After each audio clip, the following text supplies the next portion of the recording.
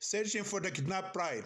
This is a lovely story of a Christian groom searching for his kidnapped Denka bride. She was abducted from South Sudan by the Muslim invaders, brought to the Darfur region and sold as a slave. It was written in English and translated into Arabic by Dr. A. Ahmed. Copyright. All rights are reserved.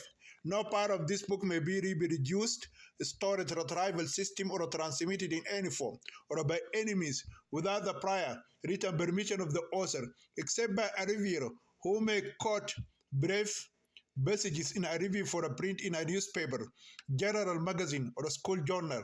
All the characters in this book are fictitious, and any resemblance to actual persons living or dead is merely coincidental. Chapter 36. Eating the forbidden apple from the tree of knowledge of good and evil. So far, no one has been bait for his dangerous work in this bloody struggle between sheep and wolves, except one lucky man of Baramilu or Brother Tia. On the day he received 1 billion Sudanese pounds in cash from the two lovers, Malwala and Olivia, he quit his disgusting job, abandoned his tomb-like hut, and left the city where he was isolated and treated as an outcast, a subhuman, a criminal, and a worthless, despicable black slave called Zungi or a nigger. He traveled to his promised land flowing with milk and honey in the eastern region of Sudan, the beautiful city of Kassala. For him, it is better than any city in a western country full of easy money and lasting happiness. Believe it or not, our brother Tia has abandoned his name, which was stigmatized by crime and shame. Once someone on the train asked him what his name was, he said his name was Abdullah Mere. Abdullah is the name of the judge who gave him his name as Tia before sending him to the death concentration camp called the Central Shala prison. Amere is the foreman of Baramilu, the tractor driver of the night train attached to a trailer always filled with disgusting human excrement and urine. According to Mr.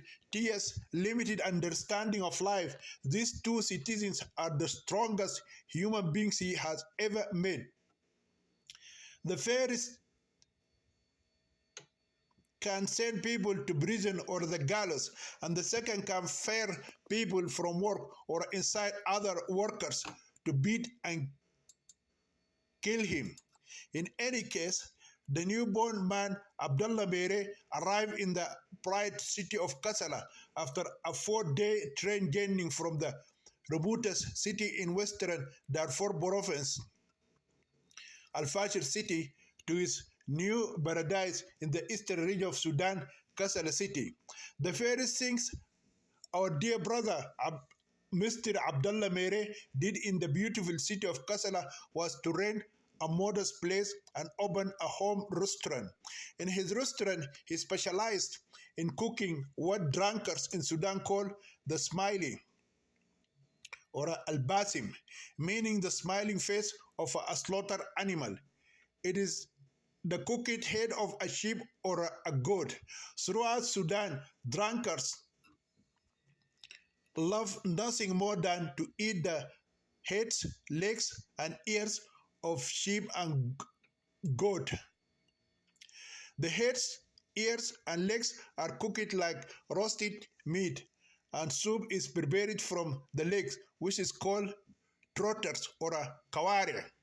Within a few months, Mr. Mere's restaurant became famous, and our beloved brother Abdullah achieved good fortune.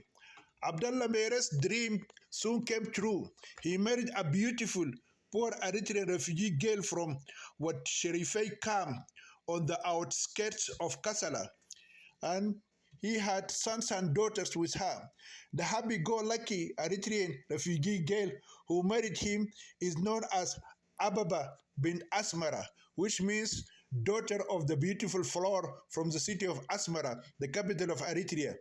Their children all went to school, and none of them inherited the disgusting, abhorrent former Brahmilu proficient of their father, who was an outcast, a, a bruising jamba, and a man who lost his shadow.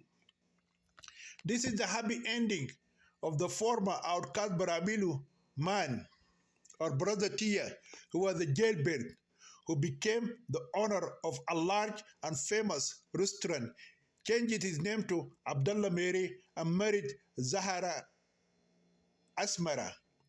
But when the Denka lover Balwal and his Azandi beloved Olivia met again in the city of Al-Fashir and revealed to each other the results of their research, they found themselves facing a new problem. What is next? Malwal is the one who begins to doubt the existence of his missing pride. He concludes that Ayen most likely died with her family on that fateful day. The Adandi girl Olivia reluctantly accepted his conclusion. She wanted to continue searching for the missing Denka pride Ayen, but her American lover Malwal opposed her proposal. What is our next step? Asked the pretty girl Olivia. Malwal answered as he gathered his personal belongings into his small bag. We have to leave this cursed city of the Arabs and go somewhere else in South Sudan. What about your trip to the United States? Olivia has difficulty communicating. She continued, you should go home. Malwal's hands are still busy arranging his luggage. And what about you, my dear Olivia? Where are you going? Am I a free girl, like a bird in the sky? I can fly anywhere, land, build my nest, arrest. Olivia said those words while trying to smile. And who is the lucky bird who will share this nest with you and enjoy your love forever? Malwa realized that this question mattered greatly to him. God knows, Olivia said sheepishly, looking at him from under lowered eyelashes. Malwal had a gleam in his eyes and stared at her for a few moments. Finally, he said, remember, you told me one day in the jungle that God created an Adam for every Eve. Olivia found herself trapped by her own words. She covered her beautiful eyes with long fingers and laughed. She asked while still laughing, who is this Adam?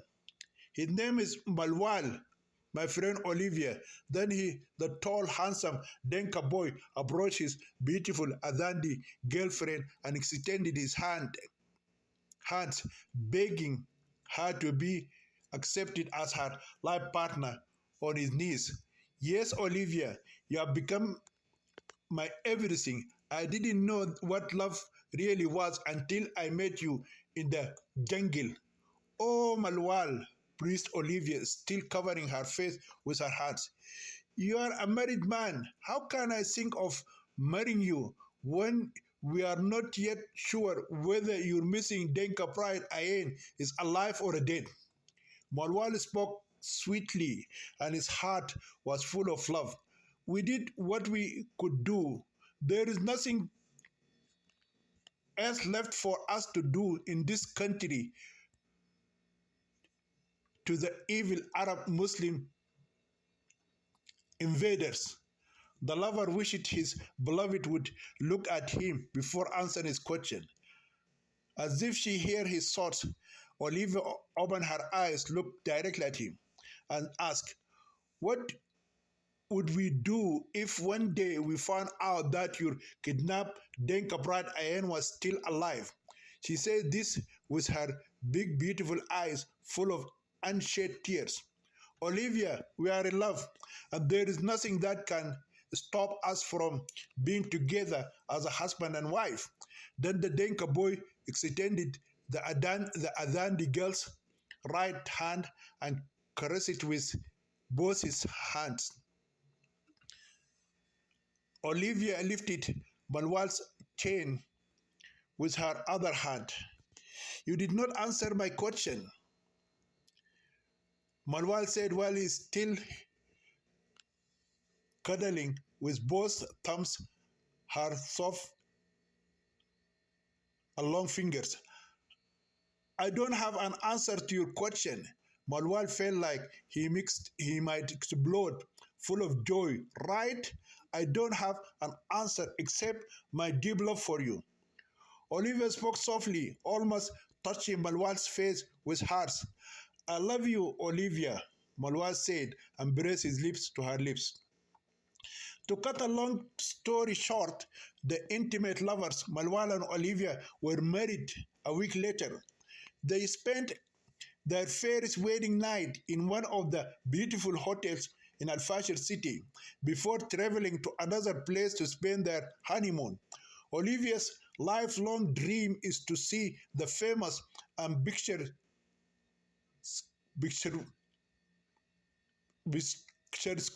Jabal Marra. Her Arab Muslim friend, who was killed by rebels in the south, planted this dream in her heart before he died in the Islamic Jihad war in the city of Taurid. It was her Denka Christian friend Malwal who came from America to fulfill this dream. What happened between the two lovers on their first wedding night is beyond description. The two thirsty souls were able to drink from the spring of their love, and their thirst was quenched. Finally, they were able to eat the forbidden apple fruit from the tree of the knowledge of good and evil.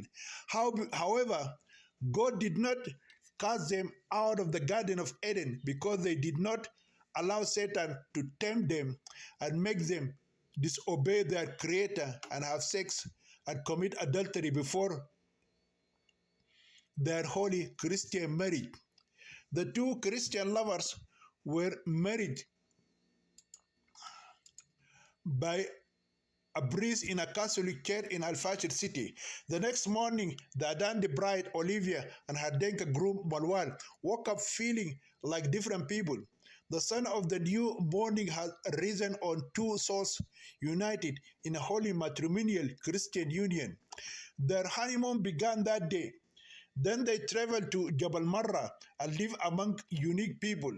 At this high altitude of the majestic mountain, people became equal. There is no difference between Tia and Abdullah, the slave girl Ikhlas and her master Imam Abdul Razik, the African and the Arab, the southerner and the northerner, the Muslim and the Christian, and the slaves and their masters in the open air. When visitors climb the high mountain, all these social, class, racial, religious, and ethnic barriers that separated them were removed. The newly married couple, Malwala and Olivia, enjoyed the most wonderful week of their lives. When their wonderful honeymoon ended, they returned to Al-Fashir city. They decided to take the train from Al-Fashir city to the city of Kosti, and from there they would board a ship that would sail them south to the city of Juba. Their plan is to travel from Juba to Nairobi in Kenya, and from there Malwal will obtain a spousal visa for the beautiful Azandi bride Olivia, and they will travel together to their new residence in the United States of America and live happily ever after. But unfortunately, things did not go as planned by the happy newly wedded Christian couple. Chapter 37. The beginning of the trial of the African slave girl and her Arab master.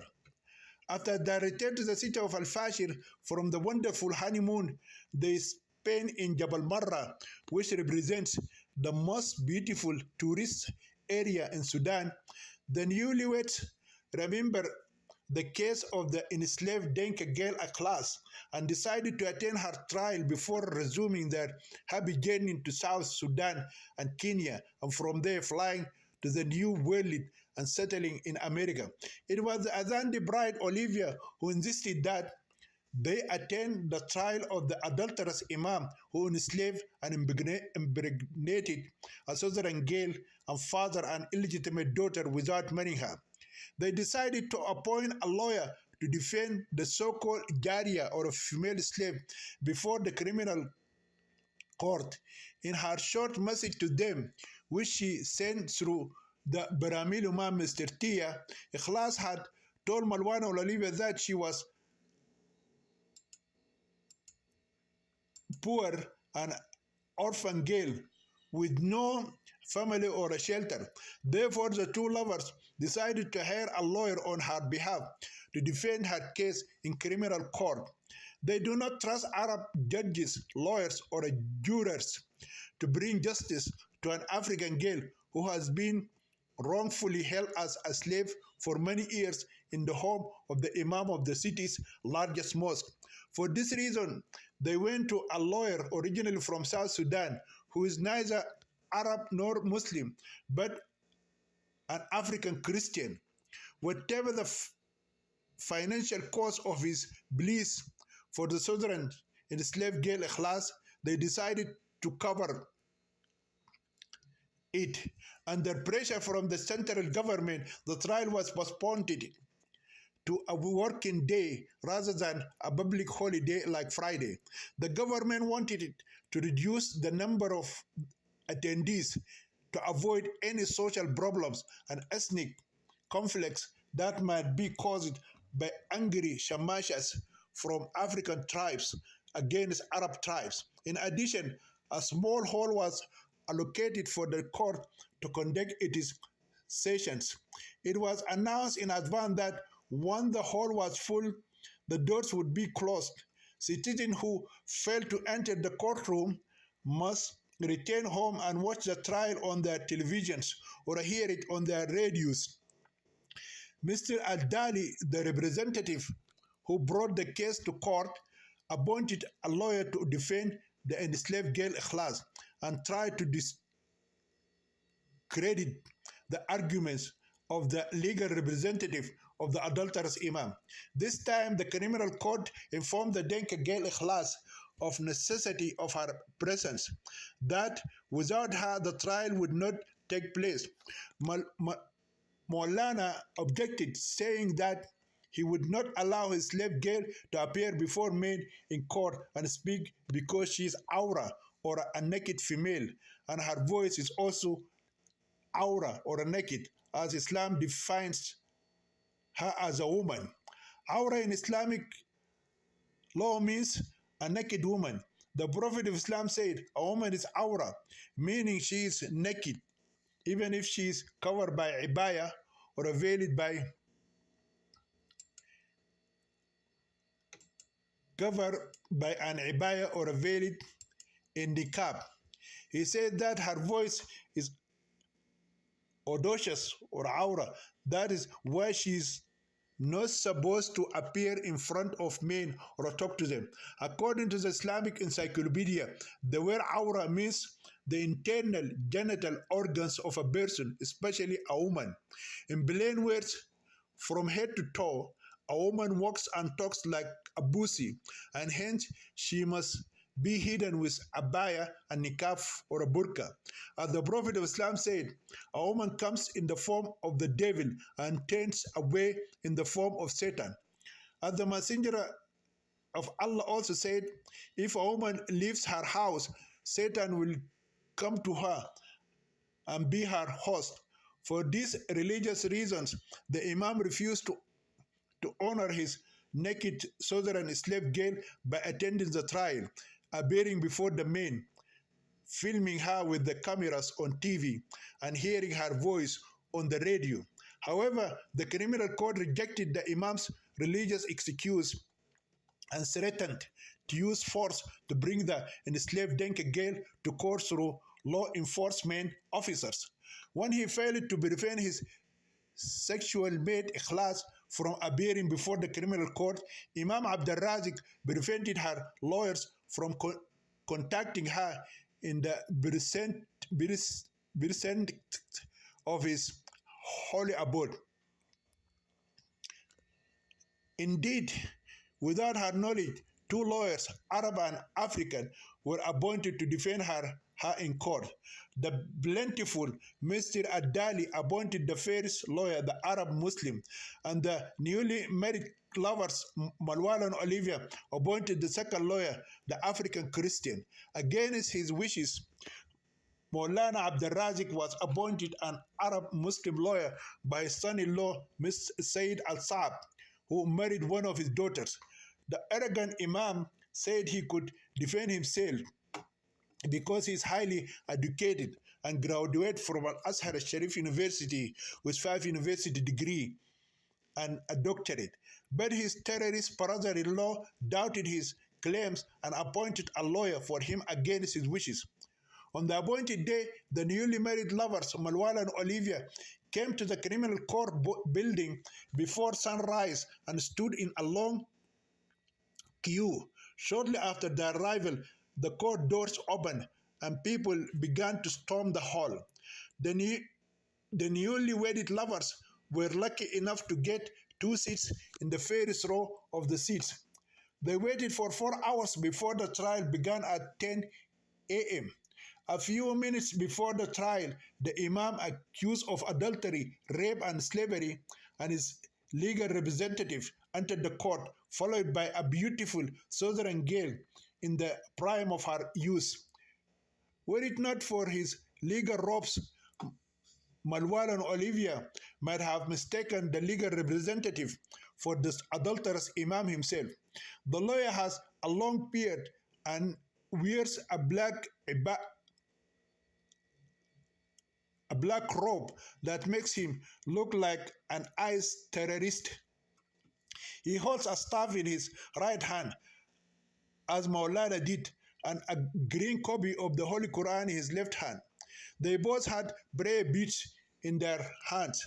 Their religious appearances remind the new weights of some of the bearded terrorist faces of the Islamic Caliphate of ISIS and that they saw from time to time on television channels in America and Sudan.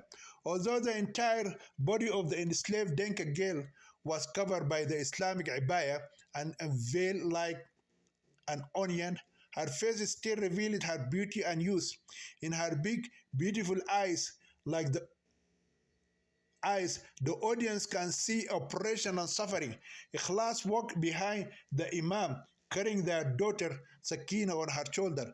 Although Malwal and Olivia have never seen the enslaved girl before, they knew it must be her. They fixed their eyes on her exquisite beauty. Her big eyes sparkled like stars on a dark night. Her black skin shone thanks to the cosmetic oils of massage of Humra and Dilka that she rubbed on her body and face. Her lips are slightly larger than average. She is tall and has a sexy, hot body. Although her body is covered by the Islamic abaya, hijab, and Sudanese sari, they can see the shape of her light buttocks and extremely high breasts. Her sari top is blue and decorated with golden silk embroidery. She looks nervous and afraid.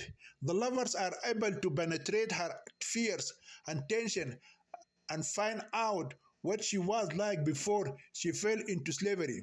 She looked like the daughter of a great chieftain or a big sultan in the south of Sudan. Her beautiful eyes still reveal memories of her golden days when she was among her people and free like a young gazelle. Those days of pride and honor now hide beneath the layers of slavery and sexual abuse she endured for so long in the home of the Imam of the Grand Mosque. She looks scared now, like a girl who doesn't trust everyone around her. A policewoman directed her to a chair near Maulana Abdul Razik al-Mahdi. Even after being forced to sit close to her abuser, she continued to look down like a bride being introduced to dance for her groom in front of an audience. not a happy bride, but like an underage girl forced to marry an old man, worse than the Antichrist. The eyes of the newly married lovers filled with tears when they saw a beautiful African girl sitting next to an Arab man who claimed to be her master and honor and was the same age of her grandfather. Was this the case when the Prophet Muhammad was 54 years old and sitting next to his child bride or his underage wife Aisha, who was 6 years old when he married her and 9 years old when he started having sex with her, or rather raping her? Chapter 38. Applying Islamic taqiyya in the criminal court in a Muslim country. The slavery trial began with the reading of a summary of the indictment in the case filed against the suspect, Maulana Abdul al-Mahdi, the Imam of the Grand Mosque in Al-Fashir city. The lawsuit mentioned the same charges that Mr. Al-Dali had previously filed before the Sharia court against the adulterous Imam Abdul al-Mahdi. Everything read in the summary is information known to the public. The criminal judge then asked the Imam's lawyer to present his defense. Everyone in the court was surprised when they saw the large green file that the lawyer took out of his briefcase, which looked like a container's briefcase to everyone present. The file appears larger than the book of the Holy Quran, which the Imam still holds in his hand. The public worried that the lawyer might read the entire massive file. They may prefer to hear the entire Holy Quran recited instead of having that huge file read to them in the courtroom. Then the lawyer came forward and stood between the jury and the audience. Before opening his green file, the lawyer thanked God Almighty, the Holy Prophet Muhammad, his blessed companions, the four rightly guided caliphs who ruled after the alleged messenger of God had died, and all the descendants of the leaders of Islam and the scholars and Muslims who followed them in the long history of Islam. Then he opened his huge file, his big mouth, and began to read aloud to the court. Your Honor, the judge, your respectable jurymen, and all who follow the guidance of the light of Islam here. I have many things to read to you today. But before I would do that, I would like to ask God Almighty and His infallible messenger, our noble Prophet Muhammad, to make everything I say clear and understandable. My Lord, expand my breast for me and make my affairs easy for me, and loosen a knot from my tongue so that they may understand my speech.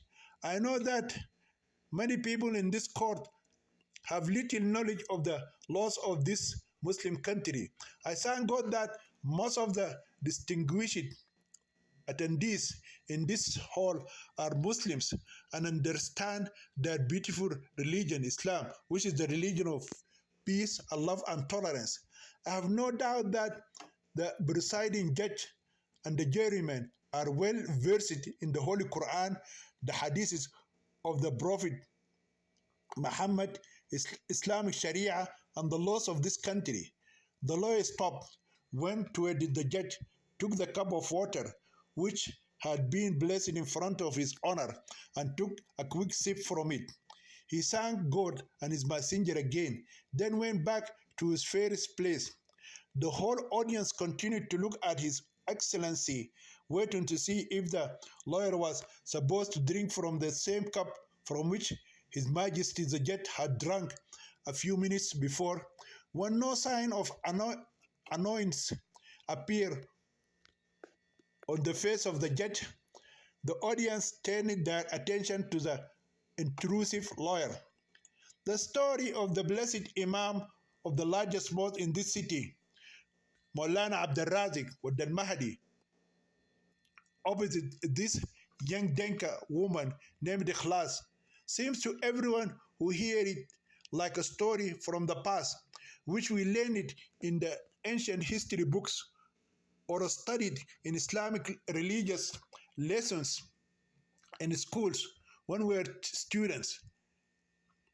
None of us would have expected before today that such a story would involve real people. Well, it happened, and the people involved in this current story are here, sitting among us in this courtroom. The lawyer waved to the area where the adulterous imam and his enslaved girl Ikhlas were sitting. Stories like this, which we read in school, were not judged to be illegal, immoral, or criminal acts that should be punished. Why did we not condemn such a practice? Because it is permissible in Islam and the heavenly religions before it, Judaism and Christianity, for a man to sleep with his female slaves without marrying them. Islam does not forbid a Muslim man to have sexual intercourse with his slave girls of the right hand possession, no matter how many they are, without marrying them. Our infallible Prophet Muhammad, the master of creation, the last messenger of Allah, who was sent as a mercy to the world, did this with his slave girls. His venerable companions and their rightly guided caliphs did it, and Muslim men did it until the 28th century. For this reason, the Sharia court was unable to convict my client, Imam al-Mahdi. If they had condemned him, they would have first condemned the Prophet of Islam himself, who began this blessed sunnah when he slept with his Christian maid, Maria the Copt, without marrying her. The judge had to interrupt this long religious speech by leaning forward, rubbing his gavel on the table and saying, "Could you please make it brief and get straight to the main issue?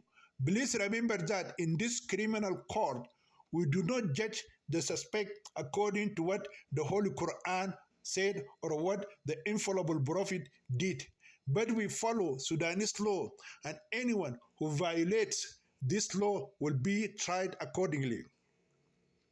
The lawyer and his client were anticipating such a confrontation and were therefore well prepared for it in advance.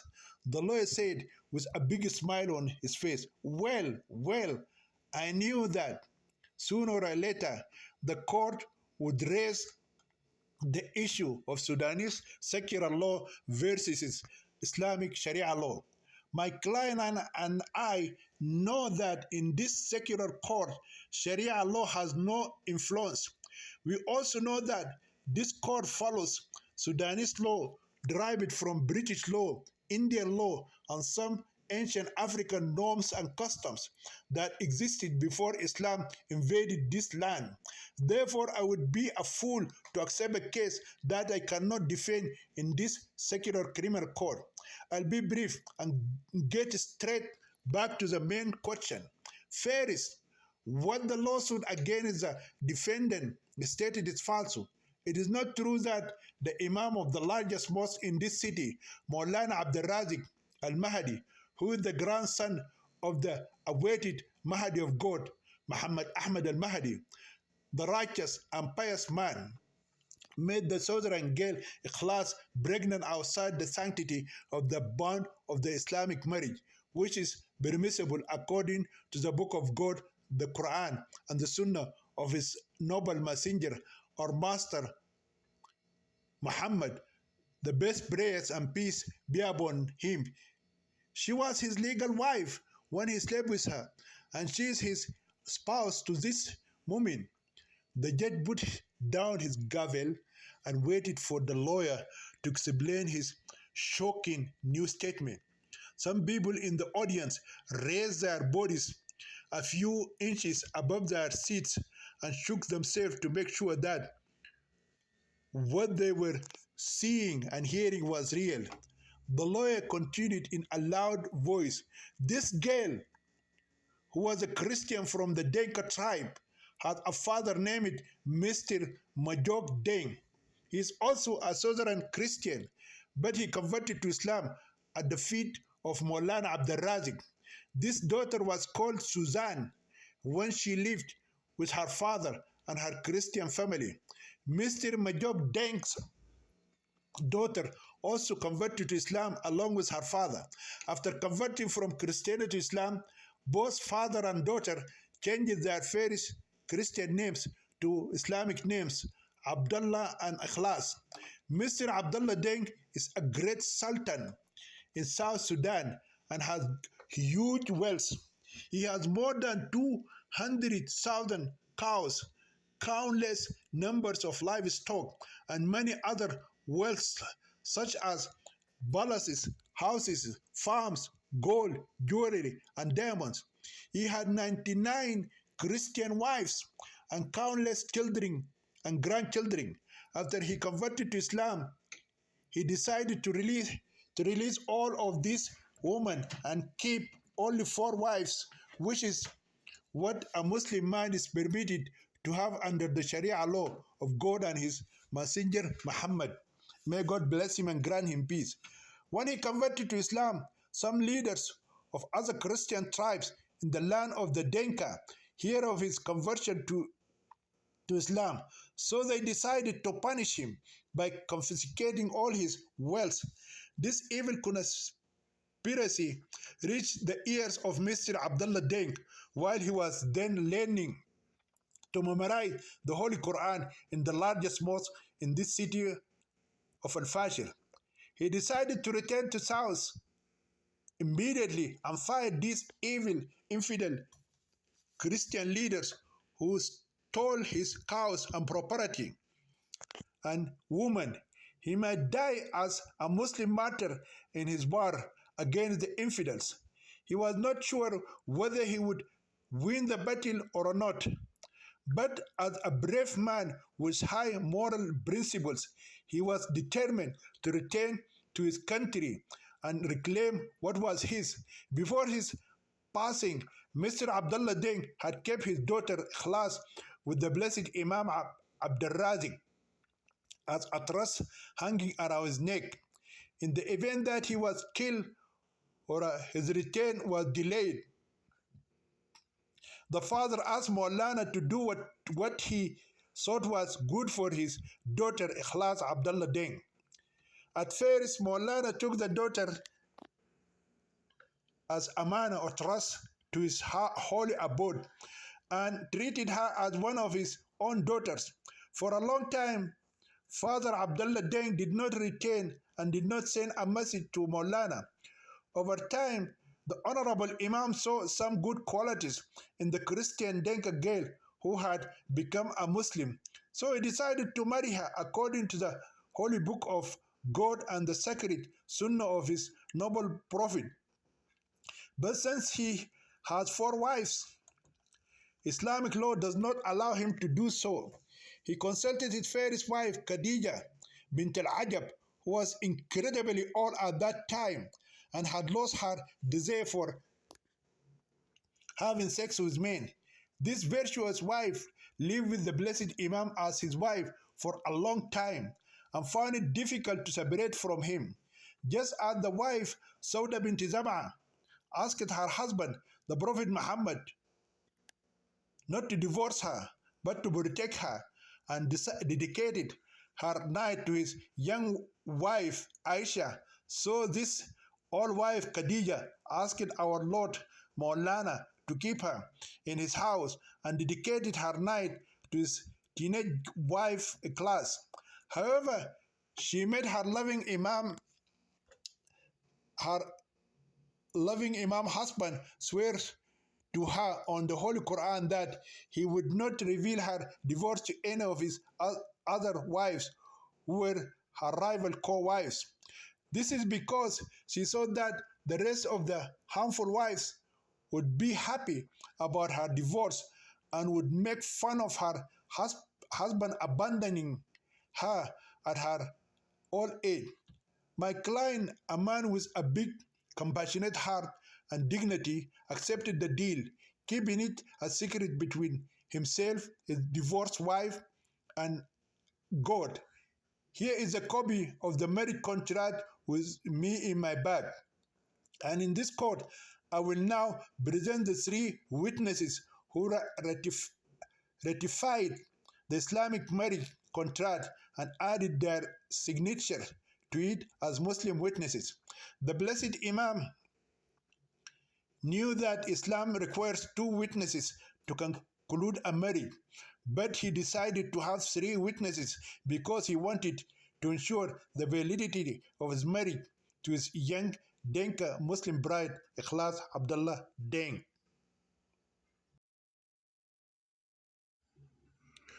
Chapter 39. Presentation of the three witnesses for a halal Islamic marriage.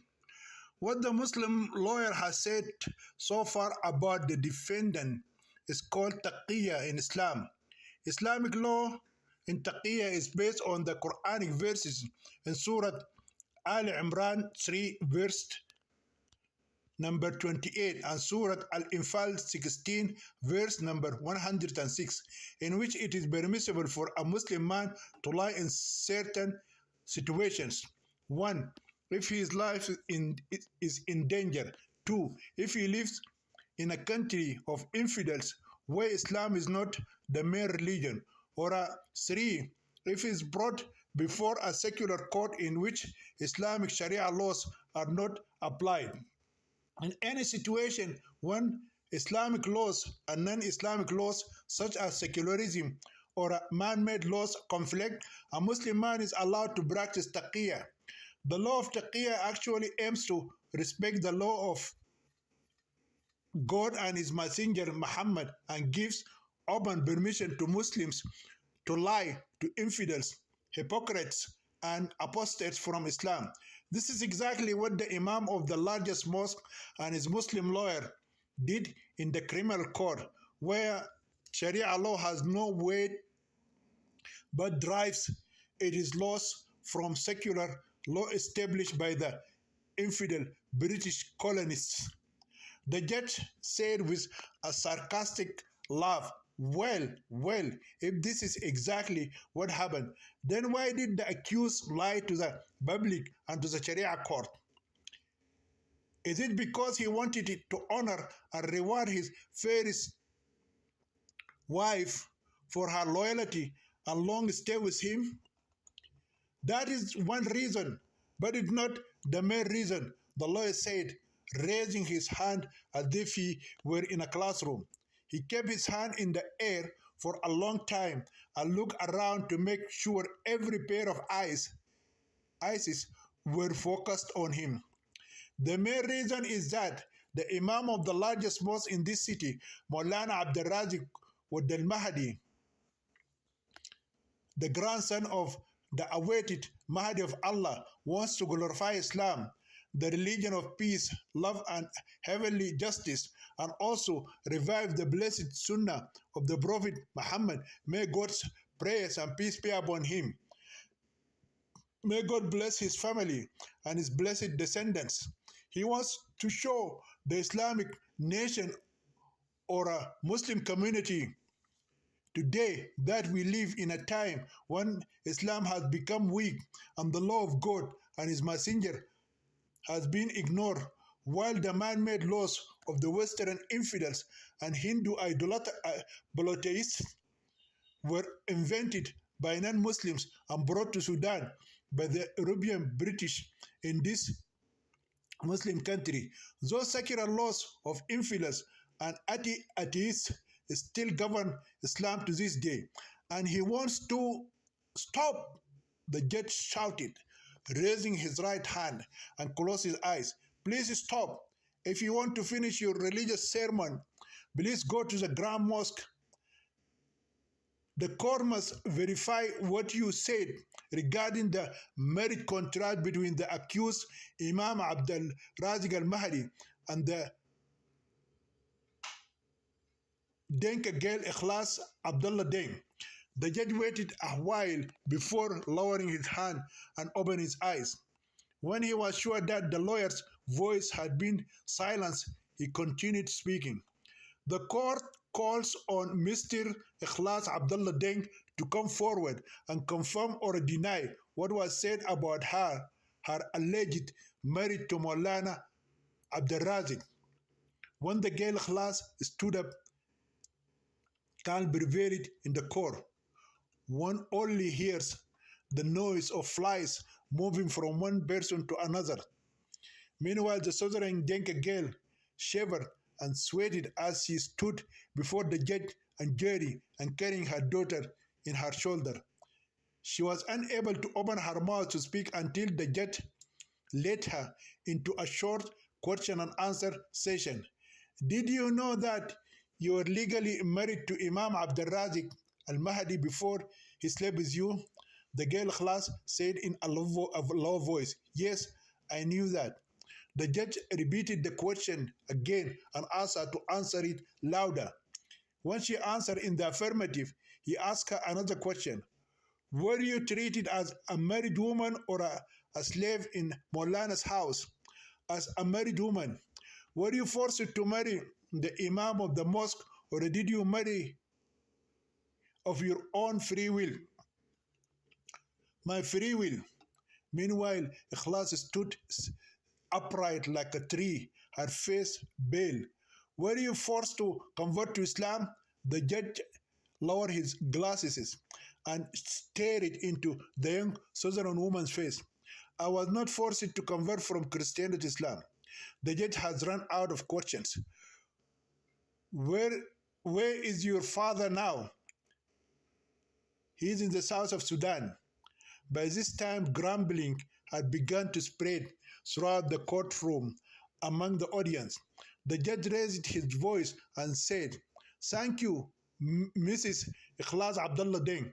You can return to your seat. The judge waited until the Denka girl returned to her seat, then said, The door is now open for the other two lawyers to present their arguments and their case. The Northern lawyer, also an Arab Muslim man who was appointed by Mr. Adali, rose to his feet and said, I have prepared more than 30 pages to challenge this case, but the defense attorney invalidated in one full swoop everything. I wrote and I prepared. If it is true that Imam Abdul Razik Al Mahdi legally married the daughter of Mr. Abdullah Deng Ikhlas, then I have no choice but to sit down and keep my mouth shut. Before I do that, I ask the court to summon the three witnesses and ask them to confirm the credibility of the halal Islamic marriage contract. Will the three witnesses come and confirm the marriage contract by us? Said the chief judge.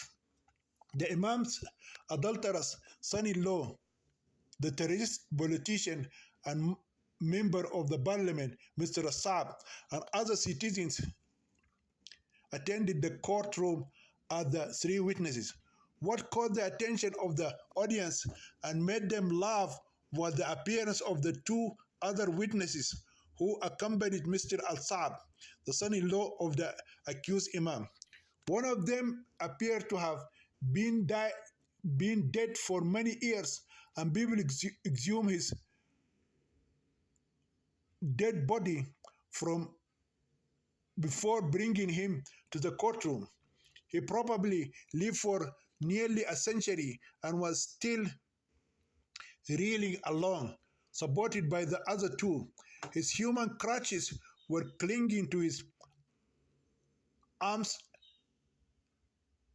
for fear that he would fall at any moment and return again to his eternal death. His five senses and mental strength stopped working a long time ago, and he is a senile, deaf and dumb old man. Even though his body was supported like dilapidated, all hurt by the other two witnesses, He was about to fall over at any moment. The other two witnesses supported him in fear and extreme caution, fearing that he would melt from their hands, fall to the ground, break his neck, and die. Then the court would consider him a living human being and hold them responsible for premeditated murder. He has eyes but cannot see. He has ears but cannot hear. He has a nose but cannot smell. He has two legs but cannot walk. He has a mind but cannot think. He is like a dumb, lifeless statue. The third witness appears to be a more fun and interesting character to the audience than the other two witnesses. Everyone knew who he was, and everyone laughed when they saw him. He works as a false witness in criminal court and Sharia court. Every day, this man visits both courts and stands outside their gates, ready to be employed as a false witness. If a woman needed a witness to bear false witness against her neighbor regarding a gossip between women, he would do that duty at the right price. If a man covets someone's donkey and takes it away or stole it, that man can testify and swear by the book of God, the Holy Quran, that the donkey was born and raised in the thief's house. These three false witnesses placed their right hands on the Holy Quran and testified to the validity of the marriage contract. Mr. Saab raised the second witness's weak, trembling, fleshly hand and placed it on the Holy Quran. Then someone shouted on his deaf ear, "Did you witness the marriage of Imam Abdul Razik al-Mahdi and the daughter of Abdullah Deng Ikhlas?" He made a gesture with his large, bald, square head, and the court deemed it approving. Being the main Imam of the Grand Mosque and a legally recognized religious leader, Maulana Abdul Razik, the grandson of Imam Muhammad Ahmad al-Mahdi, said he was the Mazun who performed the marriage with his Denka Muslim bride Ikhlas Abdullah Deng.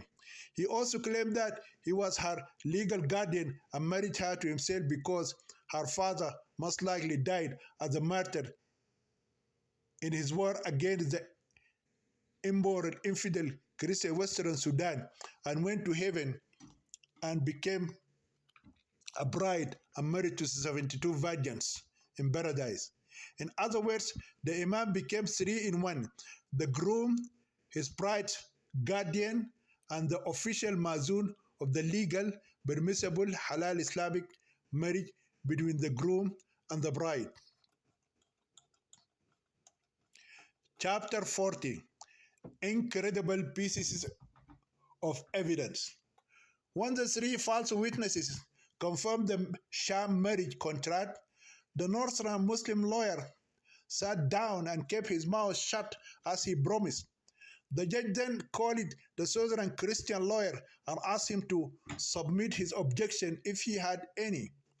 When the Southern lawyer stands, the audience is dazzled by his appearance. He is 7 feet tall, but weighs less than 40 kilograms. He looks like a walking skeleton, wearing a black suit and a thin white tie hanging around his neck like a noose. He has no stomach or buttocks and carries most of his weight on his long legs.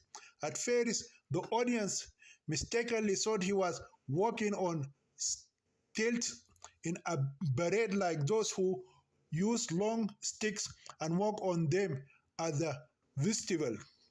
In 2 steps, he reached the judge's table. Another step might have brought him behind the jurors. He turned it, faced the crowd, and stood empty-handed in front of the court. He carries nothing with him except his long hands. He must have spent most of his life researching university books while studying at the College of Law, because his eyes are covered by two large, heavy glasses, each one like the bottom of a cup of coffee. Instead of speaking, he smiled. The surprise of his smile made the audience laugh. Then he extended his long arms, brought his hands together, and began to clap. The audience is confused, and some of them applaud him without knowing why they are applauding. Like a train slowly starting to move at a steadily increasing speed, the applause grew in volume until it nearly deafened the judge. His Majesty hit the table gavel, with his gavel several times to restore order. As soon as silence prevailed, the judge addressed the southern lawyer. Can you explain to us, my honorable sir, the reason for your happiness? The southern lawyer said with a smile, because, Your Honor, I have nothing to say after I hear the new developments in the case. So I decided to keep my mouth shut and keep those buttocks glued to my chair. While he was saying these words, he put his hands on his buttocks. The audience laughed for no reason other than his obvious absence of buttocks. But, he said, then stopped and pointed to his ear with one finger, indicating that his audience, the judge, and the jury members needed it to listen carefully to what he had to say. But the Christian lawyer repeated again, the beautiful Azandi girl sitting over there. Then he pointed the same finger at Olivia, who felt the looks of each pair of eyes on her, felt impressed, and looked down. When he whispered a secret into this ear, he put his finger into his left ear again to show the portal through which the secret passed from Olivia's sweet lips to his little ear. Before we resume talking about the southern lawyer and the court case, it should be noted that some African tribes in Sudan face a serious problem when they speak Arabic. They always refer to the girl as male and to the boy as female because he is a southerner and Arabic is not his mother tongue. The lawyer, Mr. Akol, suffers from this grammatical problem. When he wants to talk about a girl, he calls her he, as if she were a young man. And when he talks about a boy, he says she, as if he were a woman. He also handed me this tape recording and this paper containing a brief message. As if by the magic of a skilled magician, a cassette tape and a piece of paper appeared in his empty hand. The audience gasped. I started shaking in my chair like that. The audience exploded in raucous laughter as the southern lawyer arched his back and began shaking his flat ass. The judge and jury are in a better position to see the shaking. They are forced to laugh against their better judgment. When he realized that his giggling amused the judge, jury, and audience, the African lawyer shuddered even more and laughed at his dancing. In the midst of this fun, the judge slammed his gavel on the table again to keep the laughter from the court. The audience stopped laughing loudly but continued to shake in silent amusement. The Christian lawyer smiled broadly and said, today, in the same way, I will shake Imam Maulana and his lawyer in this way. Once again, he bent his back and started shaking his waist in a breakdance style as if he as if he was Elvis Presley or John Travolta were dancing in the famous Hollywood movie Saturday Night Fever. This time, he extended his fist and moved his hands as well. Some of the spectators screamed with laughter until their eyes filled with tears of joy. Others fell from their seats and clutched their stomachs from the pain of laughing so much. It is very interesting to watch him dance in court, all the while looking directly at the accused Imam Maulana. Lawyer Mr. Akol, please get straight to the point, the judge shouted, still laughing. The judge has to shout his request several times before Mr. Akol stops the breakdancing. The Southern lawyer, who had been moving like a famous dancer, suddenly fell silent and stood like a statue. His face hardened with anger and determination. Raising his hand, Mr. Akol said, if this girl had a father named Mr. Abdullah Denk, he would not have written this letter to Mr. Malwal and her wife Olivia, and recorded the same letter in his voice on this cassette. The two pieces of evidence appear on his hands like banners. The audience was not confused about the form of his male and female exchange, such as he into her and she into him, because most of the African tribes in Sudan speak Arabic in this way. For the remainder of the trial, these errors must be corrected to avoid confusion. We'll act as a grammar checkers in typing on the computer and reserve the order of the feminine and masculine.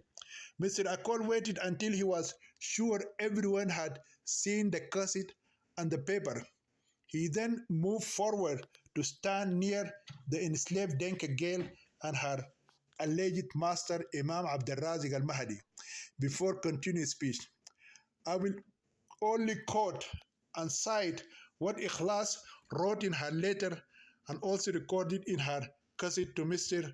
Malwal and his wife, Mrs. Olivia. I'm an orphan girl. The Arab Muslim Janjaweed killed my father, two brothers, and my little sister before my eyes in South Sudan. They kidnapped me from my village and forcibly brought me to this western region. I have no home, no family, no relatives, or anyone else alive in Sudan to take care of me. The Christian lawyer, Mr. Akol, continued in a loud voice. Now, if this girl had a father alive, she would not call herself an orphan girl. She would not say that the Arab Muslim Janjaweed slaughtered her parents and siblings before her eyes. Furthermore, this letter revealed that she had been kidnapped from the south and brought to this city by force by her captors. In other words, she has been raped, beaten, sold as a slave, and abused by the Arab Janjaweed, and now by this Arab old man who claims to be a righteous follower of God and the main imam of the largest mosque in this city. The Christian advocate, Mr. Akol, focused his gaze on the Maulana's bearded face to deliver his final comments. He is a man of Satan and will spend eternity in hell like the Antichrist if the court allows my strong words against him. The accused imam's Muslim lawyer shouted, "Objection, Your Honor! What is your objection?" The judge replied. His face is tight and red. Maulana's lawyer raised his client's handicapped hands.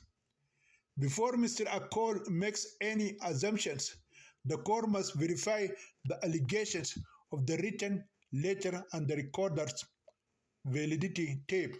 Most importantly, the provocative lawyer, Southern lawyer Akol, should watch his words and refrain from insulting my defendant in the future.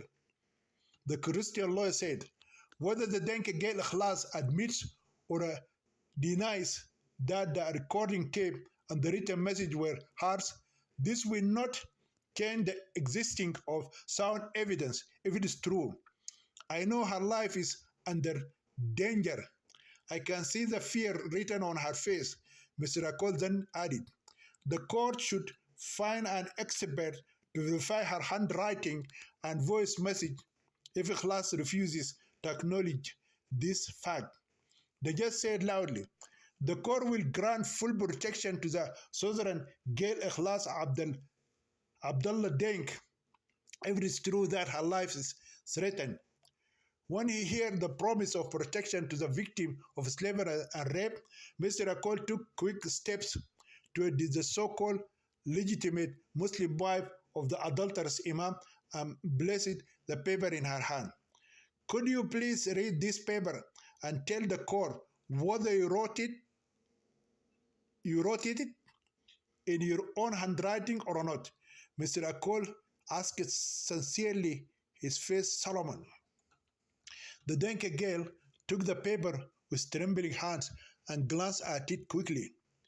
Did you write this letter or did you not write it? The judge asked, his voice echoing in the courtroom. The court was now silent. One could hear a pin drop. Yes, I wrote it. The Southern girl replied, stammering. Do you admit in court that what you wrote on the paper is the truth? The judge continued, yes, this is the truth. Suddenly, the room buzzed with excited voices. Who would have thought all this? The judge shouted. The court is postponed until the next session. Maulana's Muslim defense lawyer shouted, wait a minute, guys. And before the judge gave him permission, he said, can Ikhlas tell the court why she lied to the court in her first testimony? Everyone looked at the Denke girl to hear her explanation. She burst into tears, put her hands over her mouth, frowned, and shook her head to object to the embarrassing questions. The judge took up his gavel and looked for a moment as if he might throw it at the stupid defense attorney, but instead he slammed the table and shouted, I said court is adjourned. No further questions or objections may be raised until the next hearing. Chapter 41. You must leave this city within 24 hours. The Christian Southern lawyer agreed to keep the Denke girl Ikhlas and her baby daughter Sakina in his home if the court was able to provide full protection for them and his family. The criminal court accepted his proposal and promised to provide high-level protection for Ikhlas, her child, Mr. Akol, and his family. Immediately after the end of the first session, the house of the Christian lawyer was guarded by a large number of policemen and police dogs than the house of the adulterous imam. Until now, the American groom Balwal has not been able to identify the identity of his kidnapped Denka bride Ayen. When he last saw her, she was a very young girl of 9, and when he engaged her, she was 11. At that time, when her parents sent him her photo, she was fat and not as tall as she is now. While her fiancé was working hard in the United States of America and saving money to pay for 100 cows as her dowry and other expenses, Ayan grew into a young woman and became very tall. Anyone who remembers her from her late childhood before she reached the age of puberty may not believe that she is the same Denke girl Ayen. Her fiancé Balwal imagined her as she was when she was 11 years old before her puberty. He didn't think she would. He didn't think she could change so much and become so tall. At the age of 14, Ayen lost half her weight due to a typhus outbreak. Her parents thought that her highly educated fiance, who lives in a rich Western country like the United States of America, might change his mind if he saw her thin and thin and small body. They knew that an African boy likes a girl with a big body, especially a big ass and a spear-like high-raised boobs. Since typhus had diminished some of those attractive feminine qualities in their adult daughter, her mother and father gave her fiance's parents a picture of her as a 13-year-old teenage girl. Unaware of what Unaware of who had saved the two lovers that day, the newly married couple, Manuel and Olivia, walked out of the courtroom like a hero and heroine in a Bollywood movie, defeating the evil adulterous Imam, the villain of the city's largest mosque, and freeing her as a heroine who was locked in a thief's den. For them, this is a great victory for the captive Denka girl. They concluded that their mission in Al Fashir city was over. They saw that the evil Imam would be convicted of his heinous crime of slavery and rape, and that the captive southern girl Ikhlas would be freed from the house of slavery forever. Through the clever Christian lawyer, the criminal court, and the police force. The Southern lawyer, Mr. Akol, advised Olivia and Manuel to leave the city of El Fashir as soon as possible for the safety of their lives. He expected that Maulana's dangerous terrorist political son-in-law, Mr. Assad, would try to take revenge on them for exposing the crimes of his son-in-law and his spiritual and influential Imam in Al Fashir society. Mr. Akol also promised Manuel and Olivia that he would end the trial successfully and try to find one of the human rights organizations or contact the United Nations office in Khartoum City to grant the released Denke Gale class refugee status and send her abroad with her infant daughter Sakina to a good Western country for resettlement. The newly married couple accepted Mr. Akol's wise advice and planned to leave the city as soon as possible. From the court, they went directly to the railway station and booked their tickets for the next day. On the morning train heading to the city of Kosti, and from there they would board the ship and sail safely down to the city of Juba in South Sudan. When they get there, they will plan their trip to Nairobi, Kenya by plane.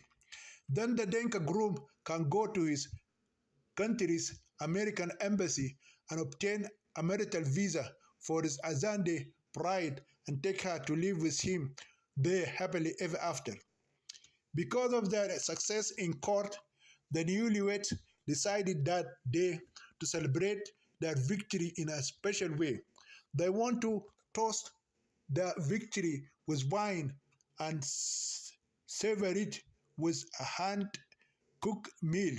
From the railway station, they went to the meat shop and bought fresh beef, vegetables, and loaves of bread.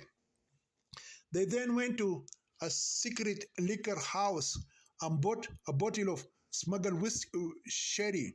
After that, they returned to the hotel room and began their unforgettable festive night. There was no night that Manuel and Olivia could remember being as happy as that night.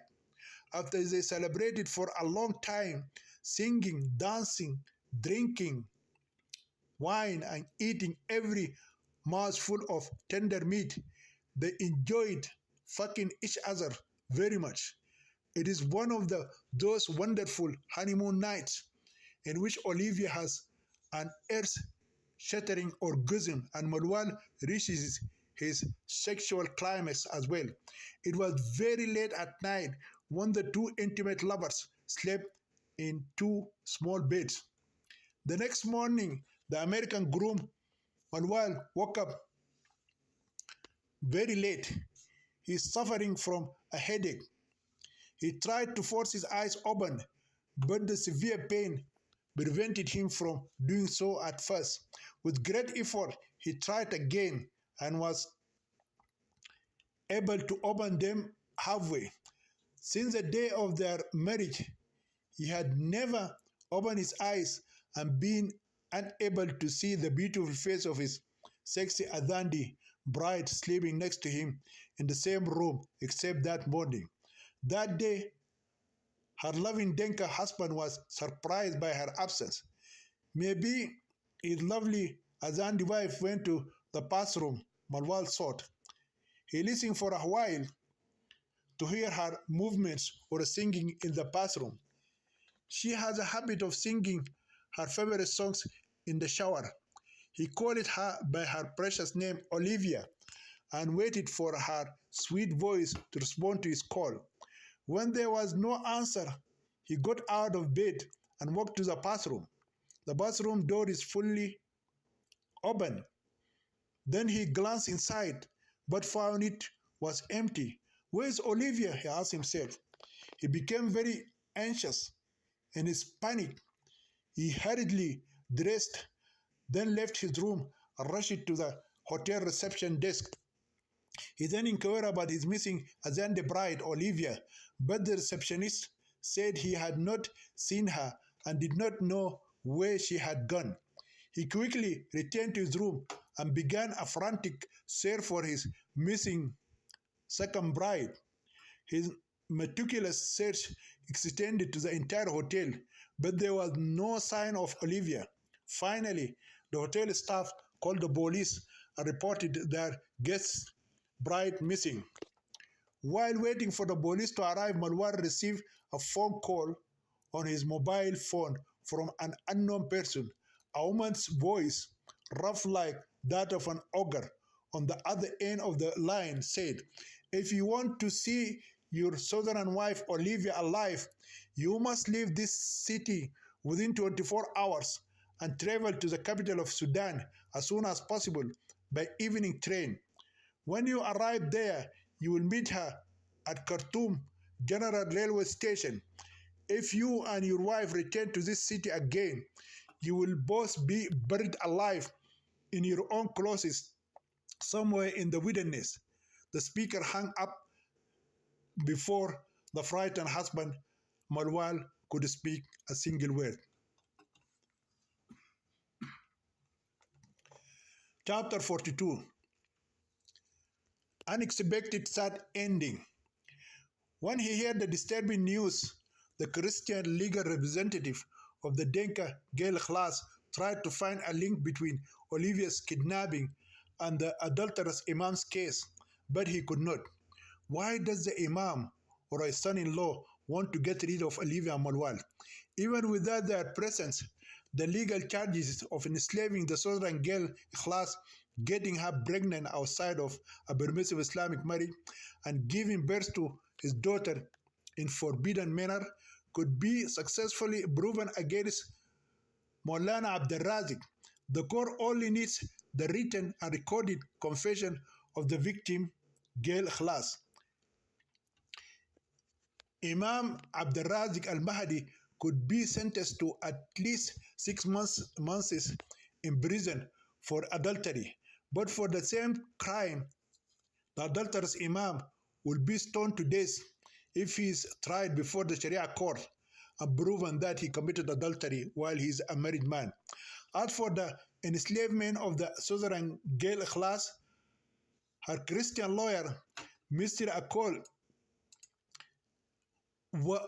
does not know what the criminal court's decision is because in Sudanese law there is no such crime. According to the written code of modern Sudanese law, a person must be given 6 months if he describes another person as a slave or call him abid. But there is no such things as enslaving a person. The government, judges, lawyers, and other people in Sudan collectively believe that slavery is a thing of the past and does not exist throughout the country. Therefore, the final ruling will be left to the judge and the juryman to decide the appropriate punishment for the imam. The American groom Malwal had a different view of Olivia's kidnapping. He believed that the Bim lady, slave trader, and prostitute Bint Zubair Basha had a hand in this. Despite his conclusion, he does not want to pass such information on to the police or the Southern lawyer, Mr. Akol, for the fear that the evil woman Bint Zubair Basha will kill his Azandi bride Olivia if she learns that the law is after her. He also hesitates to inform the police that his wife is responsible for the murder of the horrific Hambati man with Mehera bin Aboud and the setting fire to the brothels and liquor huts of Bint Zubair Basha, as the law may hold her responsible for premeditated murder and the theft of the murdered victim's money. This was an intentional fire that caused great destruction in the city. Therefore, the Denka groom was in serious dilemma. He doesn't know whether he should give in to the threat and leave the city or stay and try to find out where his beloved Azandi bride is hidden. He strongly believes that his kidnapped bride, Olivia, was not taken to Khartoum city, so he took a risk and stayed where he was at the hotel. 24 hours passed. Then his cell phone rang again. This second phone message cleared Malwal's doubts and refuted Mr. Akol's words. This time, the caller threatened to kill him if he attended the trial. When he informed Mr. Akol of the threat, the Christian lawyer became more certain that Olivia's kidnapping was related to the trial. Therefore, the Southern lawyer immediately contacted the police force and demanded that the Denka groom be provided protection from the kidnapper of his Azandi bride. The police department sent 2 policemen to guard Malwal at the hotel where he was staying. Meanwhile, the evil pimp Bint Zubair Basha believed there is no harsher punishment a young woman like Olivia could endure than prostitution. Life taught her that death frees a girl from the cruelty and torment of men, but prostitution makes her suffer psychologically, socially, physically, and emotionally. And when she dies, she burns in the hellfire, the fire of hell forever, like a prostitute who sold her body for adultery, which God forbid, and stipulated that the adulteress be stoned. For this reason, as soon as her gang kidnapped the beautiful Azandi bride from her bed in the hotel room while she was naked and drunk next to her Denka groom, who was also drunk, Bint Zubair Basha decided to turn her into a perpetually suffering female prostitute. Her gang bribed the hotel staff and also threatened to kill them if they did not cooperate. So the hotel management gave them the key to the Southern couple's room. When the police came, they claimed that they did not know where the missing female guest had gone. They even told the police that the uncircumcised infidel Christian bride had been drinking alcohol all night with her Southern Zungi or a nigger groom until she became very drunk. So perhaps she ran away from her uncircumcised infidel husband with another black lover and spent the rest of the night in his arms. somewhere in the city being fucked in her big pussy by his uncircumcised lad dick. Meanwhile, fearing that a police search would reach her brothels, the granddaughter of Aldebar Basha hid Olivia in her huge mansion in the urban area of the city until the search of the kidnapped Southern bride was over. In the meantime, police authorities searched every nook and corner of the city. All the huts of Bint Zubair Basha were carefully searched. Search warrants were sent to nearby towns and villages. Olivia's full descriptions were made public, and her picture was placed everywhere in the city. However, until the second hearing of the trial, there was no trace of the missing Azandi bride. By this time, her Denka groom believed that she was murdered by her captors and her remains hidden somewhere. Mulwal went through the most difficult time in his life. He spent many sleepless nights and terrifying days alone in the hotel. He did not mourn his missing Denka pride Ayen as much as he mourned his other half, the Azandi girl Olivia. Once again, he held himself responsible for exposing her to this danger and sad ending. She could have had a better life in south of Sudan if their paths had not crossed. He concluded that the evil woman Bint Zubair Basha had already killed Olivia immediately after her kidnapping in retaliation for killing the Hambati man with Mehera bin Aboud and destroying her persecution camps through fire. Then she either burned her remains and turned them into ashes, or her gang members threw her murdered body into a hole in the wilderness, like disposing of the body of a dead animal or a stray dog.